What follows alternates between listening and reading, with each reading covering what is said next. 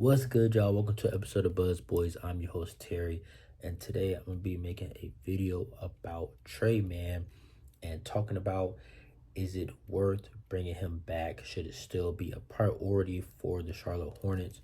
When we introduced our rookies the other day, Jeff Peterson did also talk about how it is a priority to bring Tre Mann back. Since then, we have obviously acquired Collin Sexton. And I just pretty much want to talk about, should it still be a priority for the Hornets to bring Tre Mann back, prioritize him? And I'm gonna get straight into it, man. Now, I'm not one for clickbait or anything like that.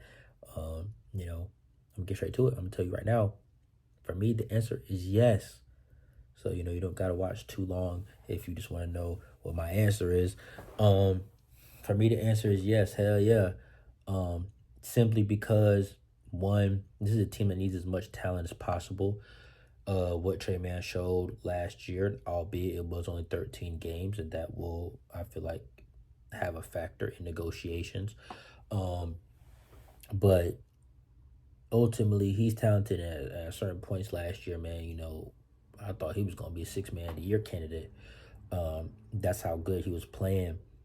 And his defense is also, a pleasant surprise. Like, he actually is a pretty good defender, especially for his size. And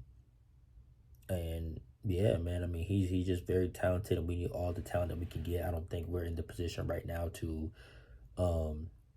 just kind of pass up on guys like Tre Mann at 24 years old, man.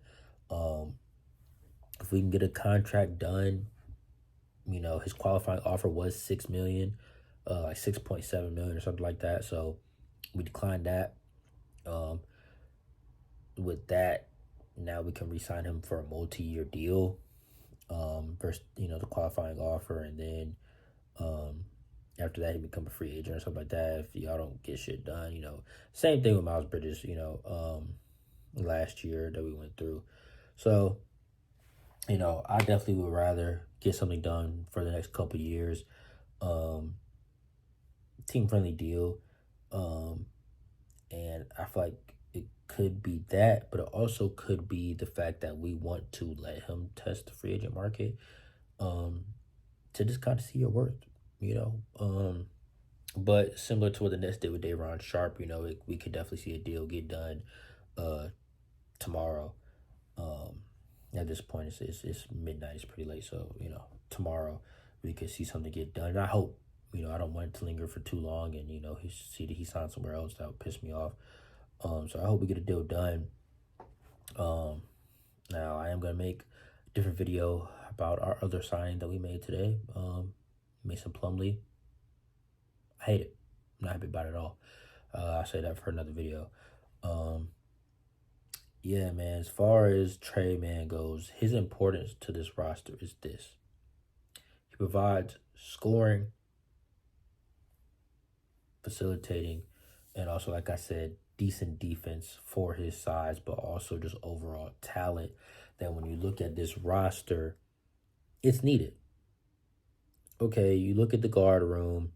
Let's say LaMelo starts. Let's just say Khan starts. LaMelo, Khan. Excuse me. Okay, backup point guard, Collin Sexton, boom, Tre Mann. That guard rotation of those four is going to be hell for defense to deal with. And, ultimately, Okogie or Josh Green and Nick Smith Jr., one or two of those guys I feel like are gone.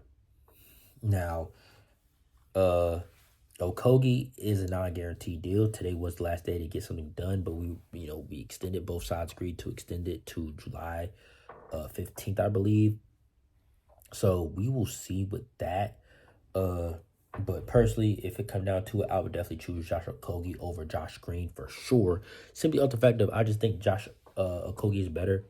I think he's a better defender. I think he's better offensively.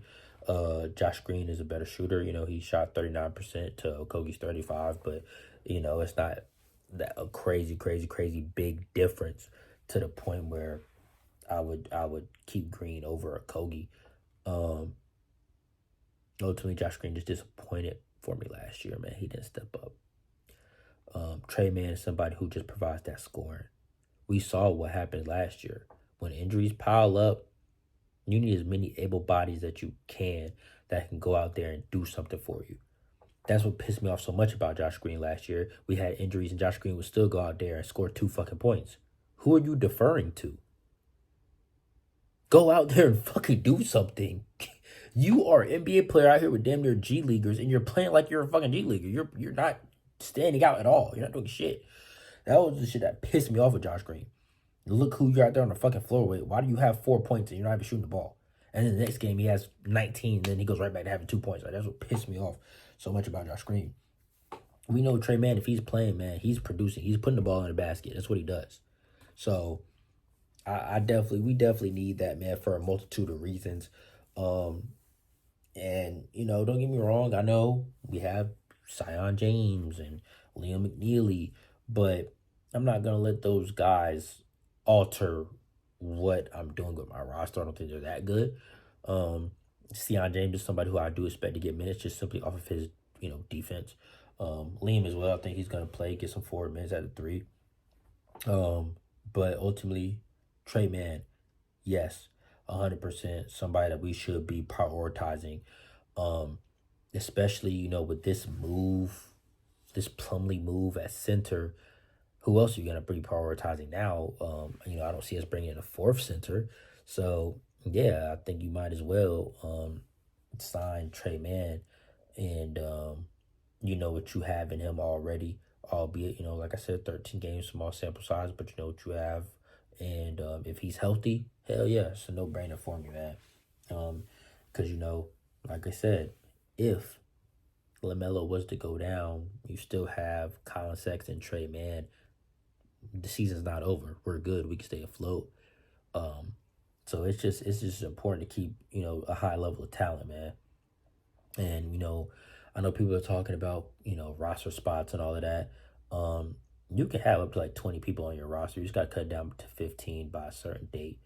We're not there yet, so I'm not worried about that. But people like Daquan Jeffries, he's not gonna be here next year. Damian Ball's on a 2-way. We're gonna clip that. Wendell Moore is already gone. I know like some of these players still have a cap hold with us. But yeah, Wendell Moore gone, Taj Gibson gone, Curry gone.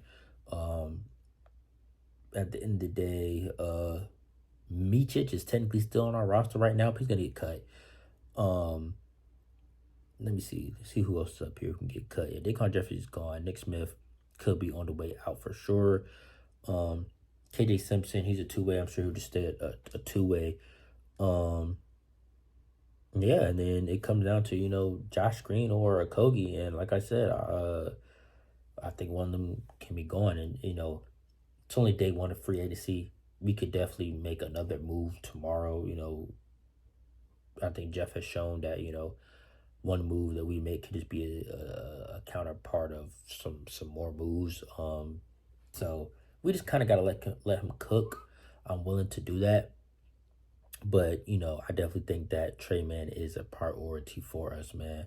What he did last year, I think he averaged like 14 points. Usually I have stuff pulled up. I'm not locked in. And